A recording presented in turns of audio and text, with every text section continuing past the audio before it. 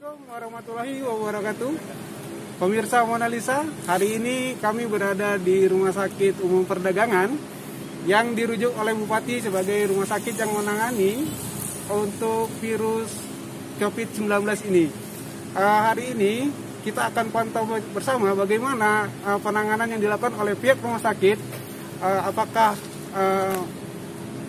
lengkapnya tentang alat pelindung diri yang diberikan oleh kabupaten untuk para petugas medis yang ada. Hari ini kami dari Mona Lisa ditemani oleh didampingi oleh anggota DPRD Kabupaten Simalungun, Bapak Hendra Sukma, yang mana kita akan melihat bersama Bapak ini bagaimana penanganan yang dilakukan oleh Rumah Sakit Umum Perdagangan untuk menangani virus COVID-19 ini.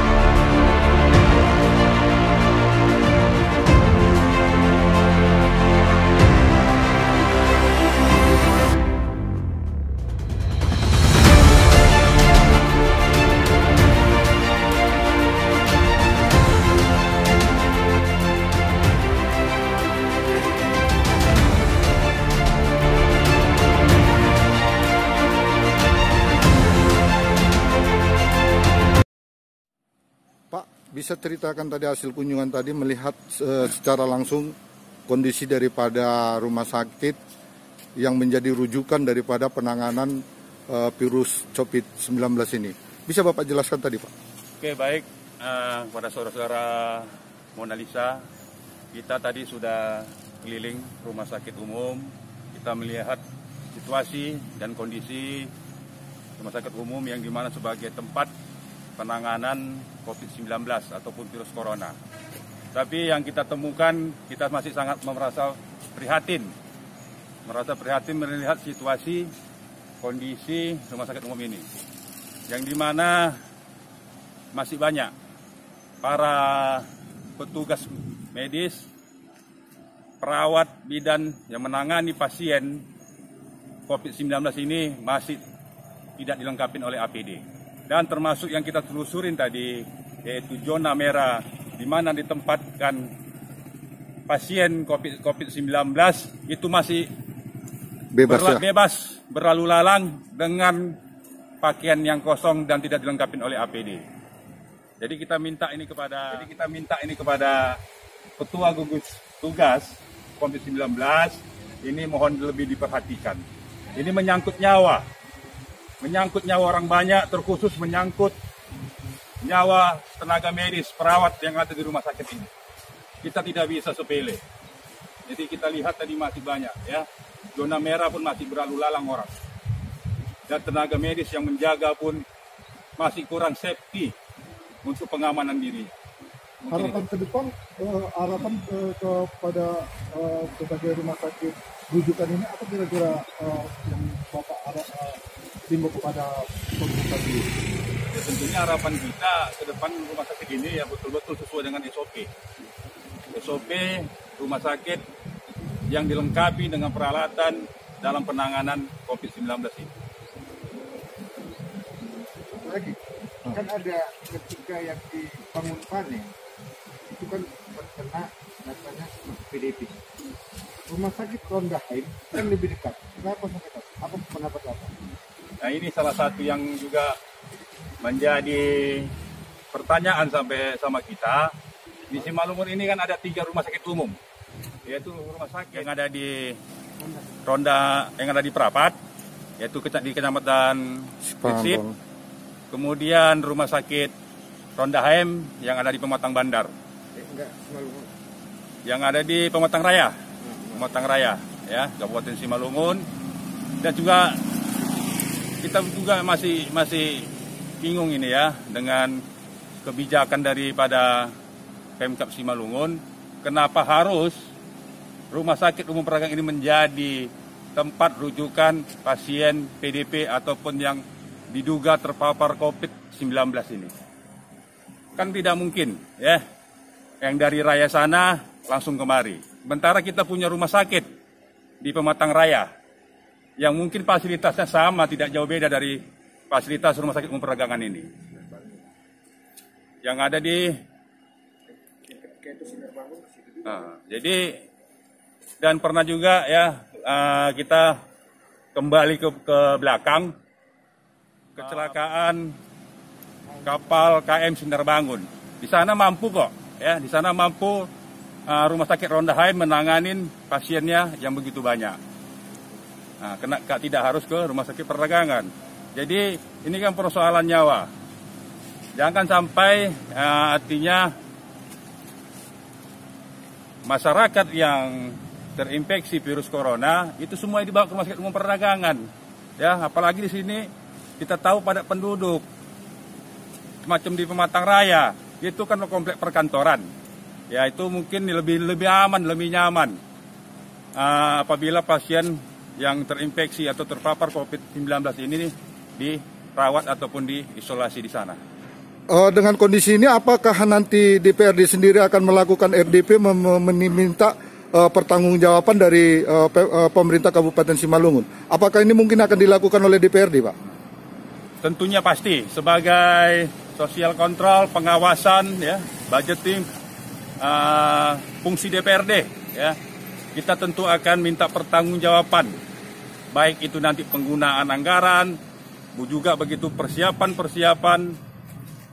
penanganan pencegahan COVID-19 ini mulai dari awal sampai dengan akhir. Ya, kita akan minta itu pertanggungjawabannya, dan tentunya hari ini para pimpinan DPRD sedang melakukan rapat pimpinan terkait dan tugas, termasuk juga ketua tugas ya gugus depan penanganan dan pencegahan COVID-19 ini juga akan kita minta pertanggungjawaban, dan kita akan pertanyakan sampai sejauh mana ya penanganan, pencegahan dan penggunaan anggaran COVID-19 ini ya betul-betul sesuai dengan SOP